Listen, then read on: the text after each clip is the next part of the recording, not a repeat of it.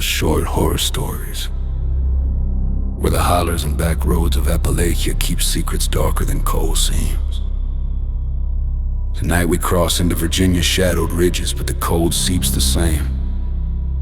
Our listeners sent this one straight from the Bone Lady's ledger.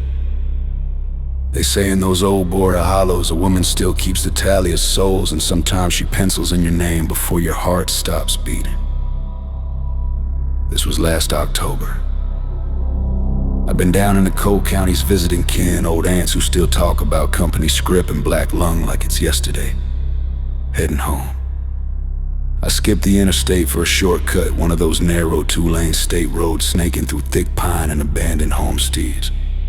Rusted signs read no services 30 miles. GPS glitched out miles back. I figured I'd be fine.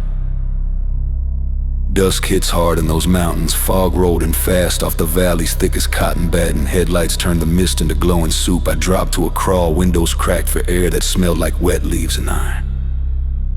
That's when the house appeared. Set way back off the gravel drive, a sagging Victorian with gingerbread trim gone rotten, porch leaning like it might slide in the yard, front door yawning wide open. No lights, no car, just that black rectangle inviting me in. I told myself it was a storm coming, thunder rumbling low like far-off dynamite, or maybe someone needed help. Truth. Curiosity pulled harder than sense. I turned in. Gravel popped under tires, porch steps groaned like they hadn't borne waiting decades. Inside the air hit like a cold cellar, dust, mildew, and something sharp, old pennies of blood long dry. Phone flashlight caught peeling rose wallpaper. A toppled grandfather clock, broken spindle back chairs, and dead center in the hallway an antique roll-top desk, oak gone dark with age on it. A heavy ledger, leather cracked like dry earth, brass clasp hanging loose, embossed on the cover, faint gold letters, accounts rendered. I knew better. Still opened it. Pages thick with careful looping script, names, dates, ways they went. Samuel Harlan, March 14, 1887, typhoid fever. Mary Lou Harlan, June 9, 1922, childbed complications.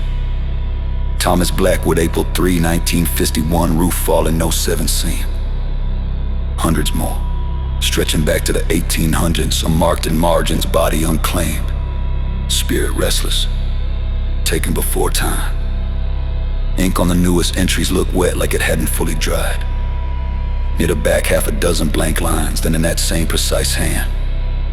Traveler, October 2025, curiosity. My mouth went dry 2025 this year. Not my name yet. But the date stared back like a promise, a floorboard creaked behind me, sharp, deliberate. I whipped around, empty hallway, shadows stretched, long air plunged colder, the kind that aches in your teeth, and from upstairs, footsteps slow. Heavy, bare soles and no souls padding down the stairs, tap, tap, tap.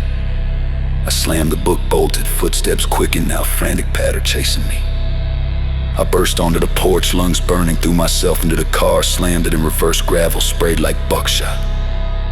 In the rear view, the house's upstairs window flared to life, just one room lit yellow. A tall, thin silhouette stood motionless, holding an open book, head tilted as if reading the newest line.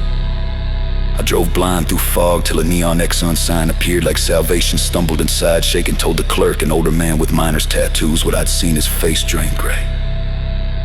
That's the Bone Lady's place, he muttered. She was a granny midwife back before the war, birthed half the county, buried the other half when things went wrong. Kept every soul in her ledger, died alone up there, no family to claim her. After that, travelers started vanishing on that stretch, always dusk, always alone.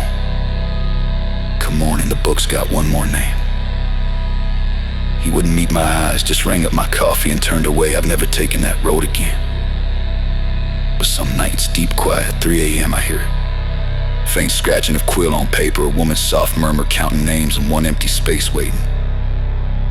Patient. Ready. Longer. That was the Bone Lady's ledger.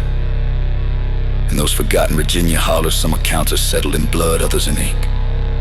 If this one's got you eyeing every open door after dark, smash that like button, drop your own back road ghost or abandoned house tale in the comments. And leave a review. It helps keep these pages turning. Got a story from the border hills, the deep cuts of places Google won't map. Submit on the site or DM us, it might just get read next. This is Sundust Short Horror Stories. Drive careful out there. And whatever you do, never open a book that's already open for you. Kept every soul in her ledger, died alone up there, no family to claim her. After that, travelers started vanishing on that stretch, always dusk, always alone.